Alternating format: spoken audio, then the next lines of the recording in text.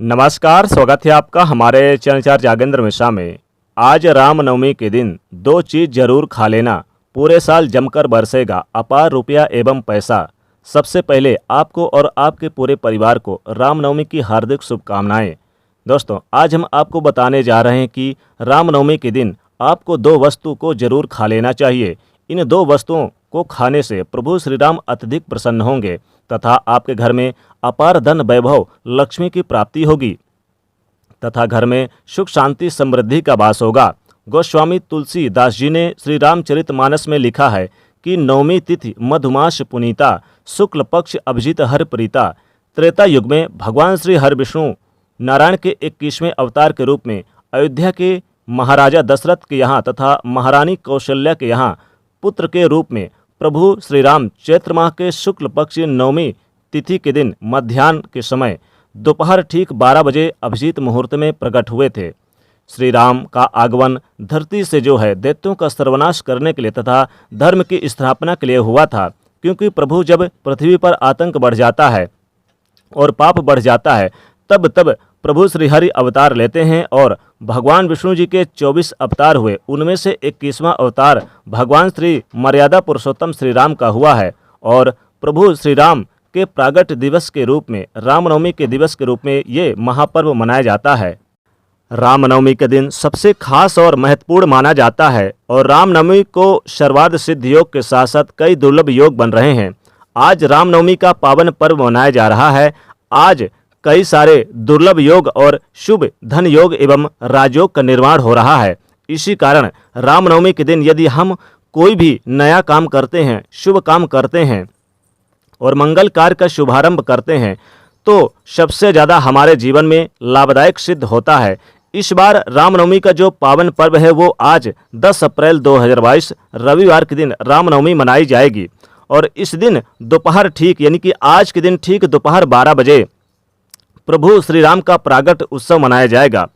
तो रामनवमी के दिन सबसे पहले सुबह जल्दी उठना चाहिए तथा स्नान आदि करके उसके बाद भगवान सूर्य नारायण को जल चढ़ाएं तथा रामनवमी का व्रत करें। रामनवमी का जो व्रत होता है वो 3 पहर का माना जाता है, 3 पहर तक ही होता है। 3 पहर का अर्थ होता है सूर्योदय से लेकर लगभग दोपहर 2:50 तक 3 पहर पूरे हो जाएंगे। यदि आप रामनवमी का व्रत करना चाहते हैं तो आपको 3 पहर व्रत करने के पश्चात भोजन आदि ग्रहण कर लेना चाहिए।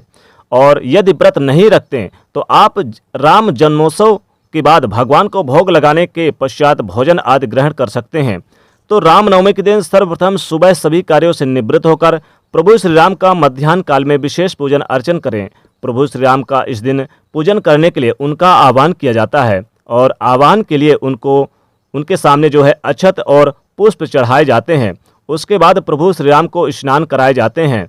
4 बार प्रभु को स्नान कराएं और पाँव धुलाएं तथा उनके हाथ में जल प्रदान करें। मुख में आचमन करने के लिए उनको तीसरा जल अर्पित करें। उसके बाद चौथी बार उनको सर्वांग स्नान यानी कि पूरे प्रभु के स्वरूप को स्नान कराएं। उसके बाद प्रभु को दूध, दही, शहद, शक्कर, घी तथा मिले पंचम से स्नान कराएं। चंदन के जल से स्नान कराएं, इत्र के जल से स्नान कराएं। जब भी हम किसी अन्य पदार्थ से स्नान करवाते हैं बीच बीच में शुद्ध जल से स्नान करवाएं और उसके बाद प्रभु को चंदन का अभिषेक कराएं। उसके बाद अक्षत, जल, पुष्प, माला चढ़ाएं, तुलसी पत्र चढ़ाएं और प्रभु श्री राम को अनेक प्रकार के सुगंधित इत्र आदि अर्पण करें। उसके बाद प्रभु को सुंदर सुंदर वस्त्र धारण कराएं। अच्छी प्रकार से प्रभु का श्रृंगार करें।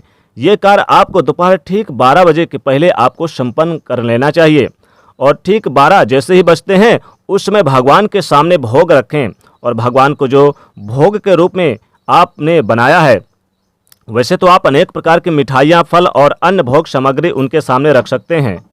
पंचमेवा इत्यादि उनको भोग के रूप में अर्पण करें, लेकिन सबसे अधिक प्रिय कोई वस्तु है उनको तो वो है खीर। जी हाँ, खीर होती है।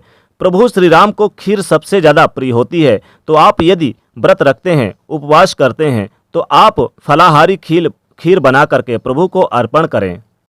और यदि व्रत उपवास आप नहीं करते और प्रभु के जन्मोत्सव के बाद आप भोजन ग्रहण करेंगे तो आप चावल की खीर बना के प्रभु के सामने अर्पण करें और खीर के अंदर तुलसी पत्र, केसर इत्यादि डाल करके भगवान को भोग लगाएं और उसके बाद उनकी आरती करें। आरती करने के बाद सभी भक्तों को प्रसाद वितरण करें। फल, मिठाई और अन्य जो भी सामग्री आपने भोग लगाई है उसको प्रसाद वितरण करें। भगवान की स्तुति का गान करें तथा श्री रामचरितमानस का, अखंड रामचरितमानस का पाठ अगर संभव तो करें, नहीं तो आप जितना ज़्यादा हो सके उतना जरूर करें रामनवमी के दिन, क्योंकि रामनवमी के दिन रामचरितमानस का पाठ जरूर करना चाहिए। इससे प्रभु श्री राम जी का और माता लक्ष्मी जी की अपार कृपा बरसती है। या फिर आप चाहें तो राम नाम का उच्चारण भी कर सकते हैं।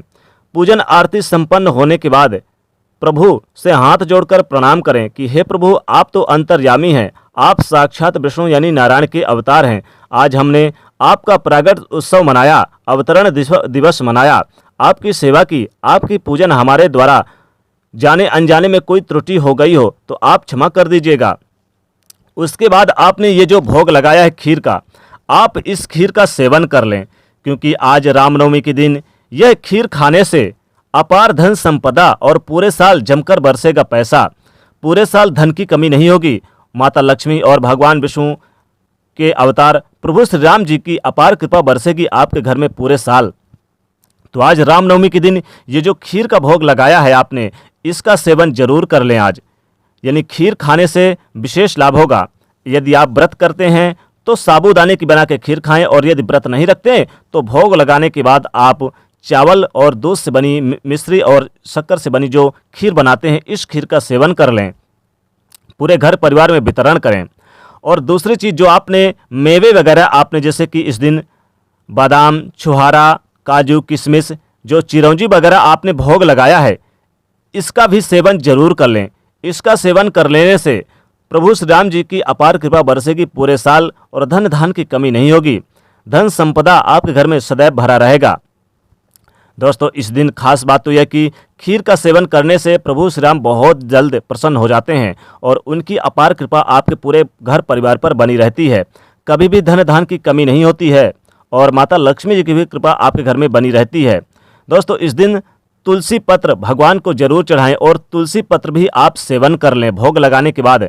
दोस्तों, खीर खा लें, तुलसी पत्र खा लें और साथ ही साथ इस दिन पंचमेवा और फल फ्रूट जो आपने सेव और अंगूर वगैरह आप लेकर आए हैं वो जरूर आप भगवान को अर्पित करें। दोस्तों, इस दिन आप मिश्री जरूर आप भगवान को अर्पण करें, मिश्री का भी भोग लगाएं, साथ ही मिश्री का सेवन जरूर कर लें इस दिन रामनवमी के दिन। दोस्तों, आज रामनवमी का पावन पर्व मनाया जा रहा है और आज आपको ये दो चीज़ जरूर खा लेनी चाहिए।